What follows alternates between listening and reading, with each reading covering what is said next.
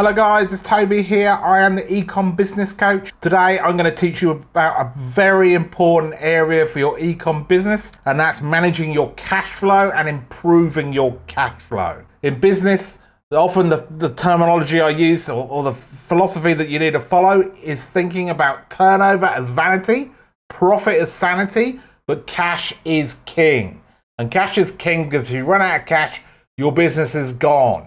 And as you'll see from today, even in a growing business with a good profit, you can still run out of cash and your business can still die.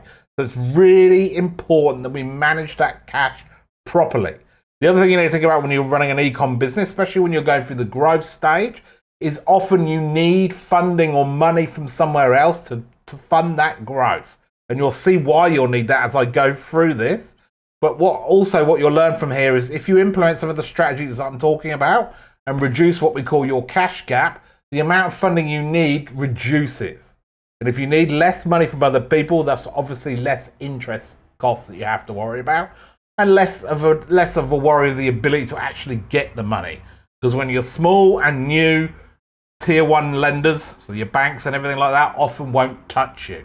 So this stuff is really important to help you fund your growth and manage and improve your cash flow.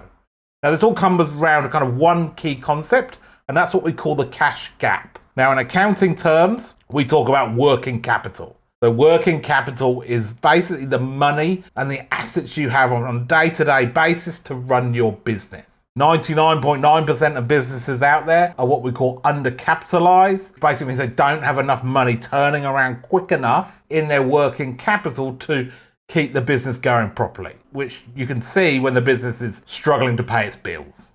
So it never has enough money to pay the bills on time, it's not got enough working capital. The best way to kind of look at that so you can manage it better is to look at what we call your cash gap. Now cash gap is simply the gap between when you pay your money out to your suppliers versus when your customers pay you. That gap is what you have to fund. Because if you think about it, if you pay out here and then you have to wait an extra 60 days before you get the money back, you'll get the money back with some profit, but you've got a gap where you haven't got the money in your bank account.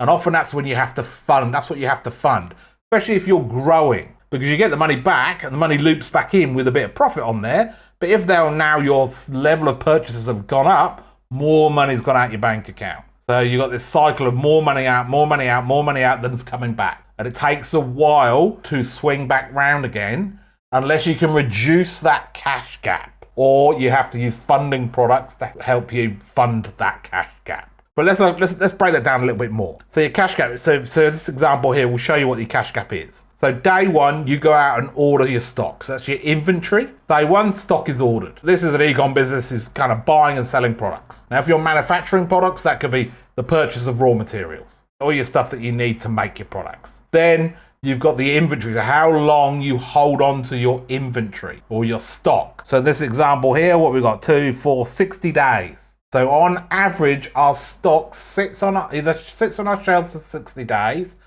and or takes that time to manufacture and then sell if you're manufacturing it. So that's your stock or work in progress days or production days. So that, in this example here, is 60 days. Obviously that's something you need to manage in your business. Now they got 30 days credit for their suppliers. So the money doesn't come out their account until 30 days in. They've already had that stock for 30 days before they have to pay it. But that's when your money goes out. Now, okay, so on 60 days, that's when they do the sale. So in this example, we've got receivables, which is when you're selling on credit to your customers. Now, obviously, the beauty of an ecom store is that you're selling and getting the money straight away. You're not funding that, and you should never be funding that to the public. You might have wholesale. So I've got lots of e-commerce clients where we sell wholesale as well. And that's a very good strategy for obviously increasing your business and getting your product out to further people. So that scenario, then you do have receivables because they will buy on credit and then pay you later. If you're on your website, when you're selling to public, never be giving them credit. There's so many products out there now that you don't need to anyway. Historically, I have had clients where they've gone, okay, yeah, I'm going to fund it and they're going to pay me back a weekly amount. You don't need to now. You've got Afterpay, for example. Afterpay is huge. And if you haven't got Afterpay on your website, make sure you put it on your website straight away. I've got a number of clients where a big chunk of their sales is Afterpay. But there are specific products that help consumers spread the cost or spread the repayments of what they're buying. So that's all dealt with elsewhere. That's not you. But if you are selling wholesale, you will have receivables. So in this example here, receivables take 60 days to pay, which is about an average. I know it seems long, but a lot of businesses are doing that. But that means our money comes in on 120 days, minus the 30 days that the creditors gave us. That means in this example, our cash gap is 90 days. That's quite a big cash gap. So you can see here that you then have to fund that gap in your business. So there's a gap between, okay, say in this cycle you paid out 100, but you're making 150, so you get 150 back. But if you're then, okay, I've still got to buy another 100, then obviously 100 of that goes out and 50 stays, and your cash will catch up with itself. But if your sales are going up, oh, actually I've had to pay out 150, 200, 250, then there's always more money going out than is coming back. So with a big cash gap, your funding requirements get more and more as you grow. So if you've got an aggressively growing company, which I work with many e-com brands where we aggressively grow the business, you have to manage this cash gap really well. You have to close the gap as much as you possibly can. Now, I'll give you an example. I worked with a client in the UK. They actually did branded USB sticks. This is when USB sticks were fairly new. So yeah, I'm showing my age. But what they were doing is they had a business where they were importing in USB sticks from China, rebranding them, selling them online, and selling them wholesale. So they had the e-com store and then a wholesale store. They then won a contract with a very large retailer in the UK, Tesco's. As you can imagine, it literally quadrupled their business overnight. Tesco's went, okay, we're going to put it in 100 of our stores, and then they increased the number of stores as they went. Fantastic contract. Everybody was extremely happy and impressed they won it. They were only a small business working at a converted barn in beautiful Wiltshire countryside in the UK. But they had Sony knocking on the door who wanted the contract. They had big players who would have loved to have that contract. But these guys won it, which was fantastic.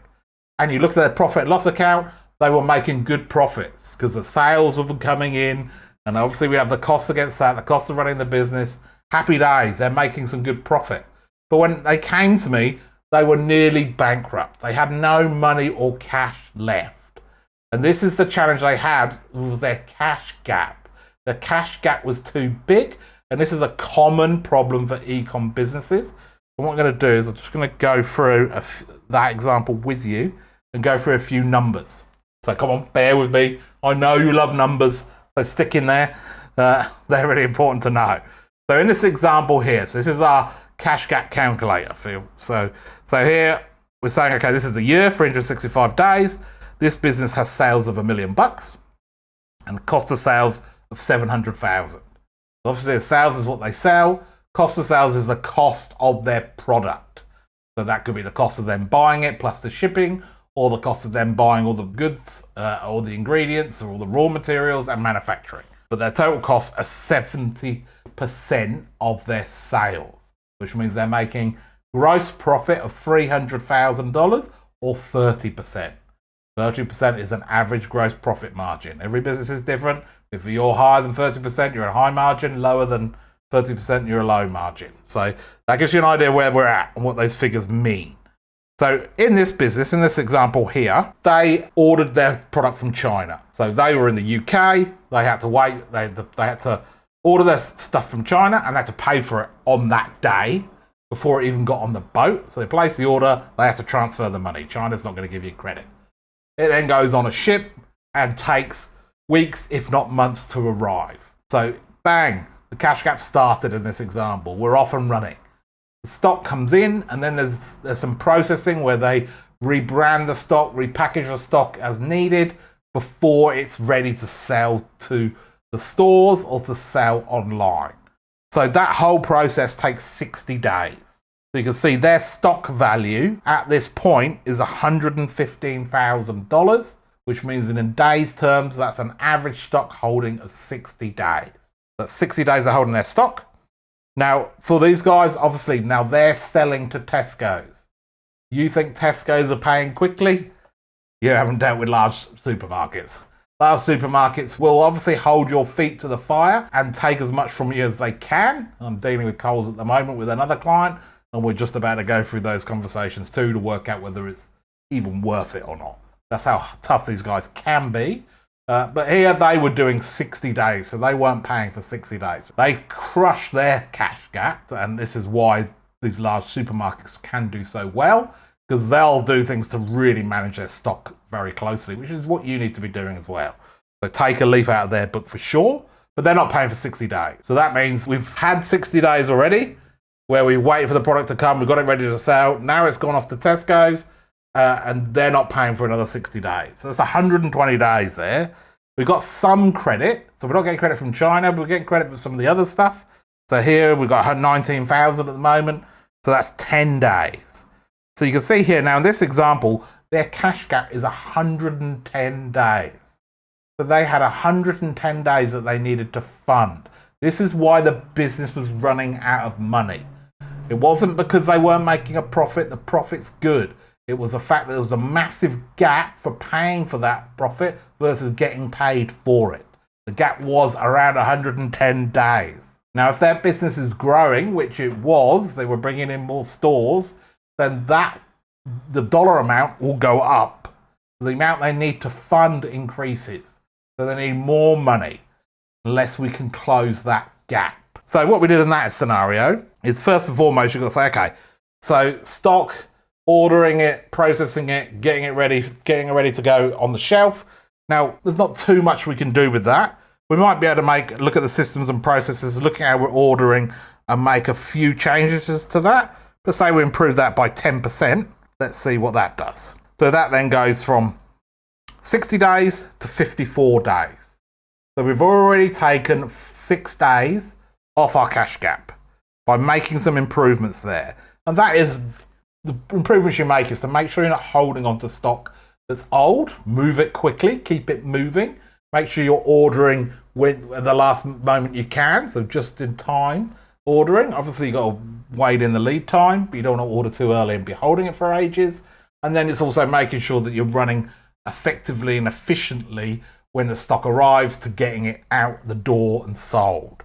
So they're the types of things you would do there. Now, the next thing, let's look at payables. So here, they were having to pay for their stock before it left China. So they had no funding. So we went to the banks and asked for some funding. The credit finance is something that banks will do specifically for people who are buying from overseas. So they will fund that purchase for you. Now, that's a tier 1 lender, a bank, to do that. So you might have to have some history to be able to get that finance, and it needs to be meaty enough for them to be interested in it. But what happens is for every order you do, it's almost like a line of credit. Every time you place an order, you go, okay, I've placed an order for 100,000. They go, okay, we'll pay them 100,000. Now you have to pay that back to us in 30, 60, 90 days, whatever terms you decide. And then you obviously pay it back to them with interest, which is all agreed up front. And then you do that every time you purchase. So you might go, it might be that every month you're doing purchases, or it might be every week you're doing purchases, but you're paying it back every 60 days. So you're going to have credit going up and down there all the time. But they do it on each order. That's a very good way of funding it, and there's a lot of e-com businesses that need that. There are other products that are available that will do that for you, that are available from lower level lenders, so level tier 2 or tier 3.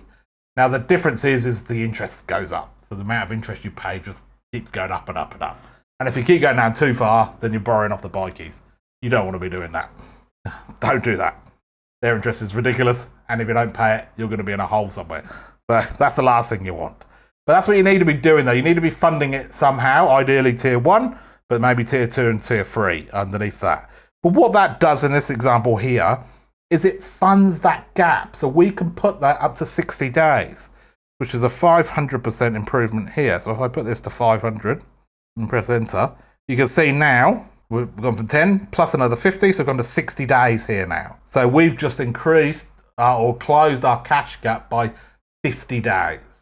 Now, in your example, you may not have receivables. If you are just at the moment selling to customers online, that's fantastic. In this example here, Their cash gap without receivables would be 50 days. And if you've got that funding, you've closed the cash gap.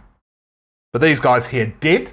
But what we did is we got some credit finance for them, so debtor finance. Debtor finance is where there's a product the banks will offer. And I'm not a massive fan of debtor finance, but it can work really well, especially in an example like this, where you've got someone who you know will pay, who are good payers, and the banks know that as well, because obviously they're taking some risk. So they want to know they're good payers as well, but they just take a long time to pay. But what happens is those types of products, they can pay 80 to 90% of the invoice the day you raise it. So here we've got them 85% paid up front.